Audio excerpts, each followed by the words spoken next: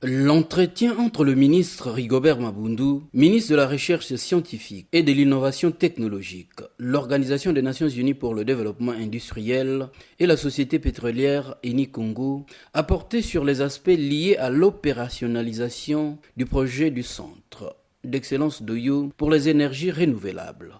Aussi, le rôle et les responsabilités de chacune des parties prenantes. Depuis 2016, il y avait d'abord deux partenaires, l'ONUDI et le Congo, qui se sont accordés pour la création de ce centre sur une problématique importante qui est celle des énergies renouvelables. Donc, ce que nous avons fait aujourd'hui, c'est une présentation. J'accède aux fonctions. Ça fait 3 semaines que je suis en fonction. Il était utile que les parties prenantes que nous avons dans le projet viennent autour de moi pour me permettre de connaître le contenu du projet.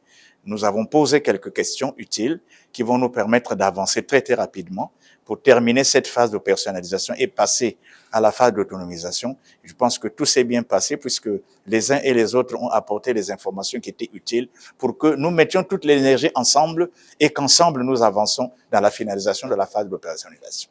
L'opérationnalisation du centre d'excellence d'Oyo, qui s'assigne comme mission de former les cadres et également de promouvoir l'accès à l'énergie durable, est capitale pour le gouvernement. Vous savez que le président Denis Sassou Nguesso est très attaché à ces questions énergétiques.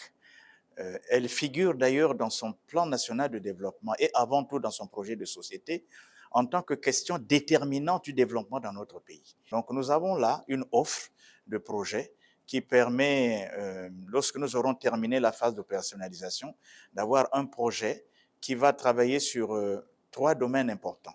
D'abord la recherche pour identifier des formes d'énergie qui peuvent être utilisables immédiatement par les populations.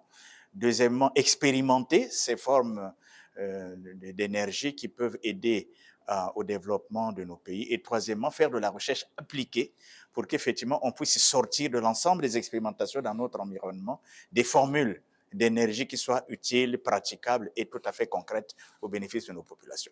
Inauguré en avril 2023, ce centre a pour vocation de devenir l'une des références en matière de développement des énergies renouvelables et l'efficacité énergétique, non seulement dans la CAC, mais aussi en Afrique et dans le monde.